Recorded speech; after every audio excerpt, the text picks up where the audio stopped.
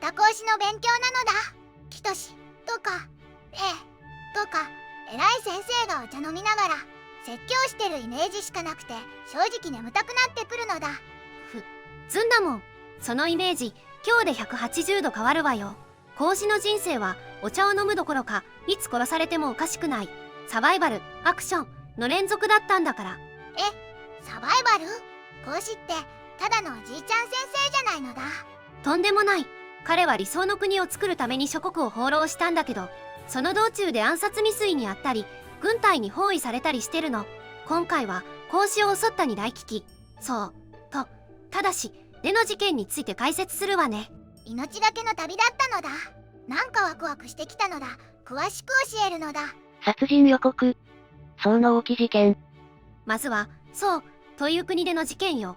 孔子が弟子たちと大木の下で礼儀作法の練習をしていた時、突然その大木がズドーンと切り倒されたの。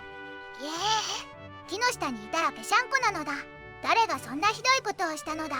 犯人は宋の軍事長官艦隊よ。彼は孔子のことが気に入らなくて、なんと弟子もろとも木の下敷きにして殺そうとしたの。しかも次に見かけたら殺すっていう強烈な脅しまでかけてきたわ。完全な殺害予告なのだ。孔子先生ビビって逃げ出したのだ。それがね、孔子は全く動じなかったの。私には天から与えられた徳がある。艦隊ごときが私をどうすることもできんよって言い放って平然と旅を続けたのよ。メンタル強すぎなのだ。普通なら腰を抜かして泣いてる場面なのだ。人違いで包囲、まさしの受難。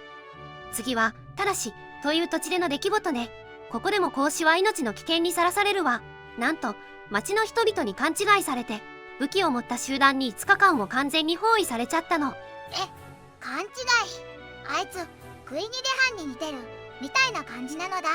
もっとたちが悪いわ。当時陽子っていう乱暴で嫌われていた政治家がいたんだけど、孔子はその人らと性格好がそっくりだったのよ。身長は2メートル近くあったし、見た目の威圧感がすごかったからね。孔子先生そんなにでかかったのだ。でも間違われて囲まれるなんて不運すぎるのだ。弟子たちはどうしたのだ。武闘派の弟子城なんかは戦って突破しましょうって言い切り立ったんだけど、孔子はそれを止めたわ。そして何をしたと思う？なんと包囲されている中で楽器を奏でて歌を歌い始めたの。殺されるかもしれないのにライブを始めたのだ。最強メンタル天命とは。そう、これが孔子の真骨頂よ。彼は天命というものを深く信じていたの。古代の偉大な王文王が死んだ後、その文化を受け継いでいるのは私だ。もし天はこの文化を滅ぼしたくないなら、ただしの人々が私を殺せるはずがない。でね。難しいけど僕には天から与えられた使命があるから、ここでは絶対に死なないっていう絶対的な自信なのだ。その通り。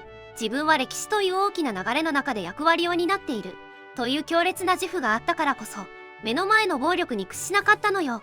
結果的にその堂々とした態度を見て、ただしの人たちもこれはヒトラじゃないなって気づいて囲みを解いたわ。すごいのだ。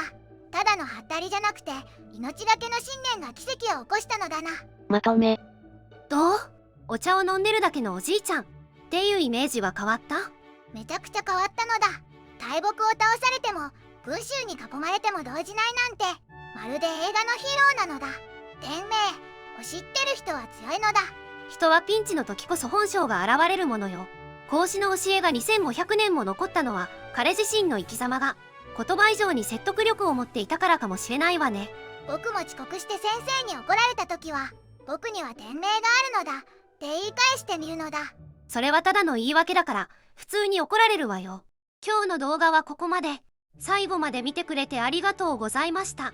このチャンネルでは歴史上の人物に関する情報を5分以内の短くまとめた動画を毎日投稿中。歴史人物に興味があるならチャンネル登録や他の動画も見てみてね。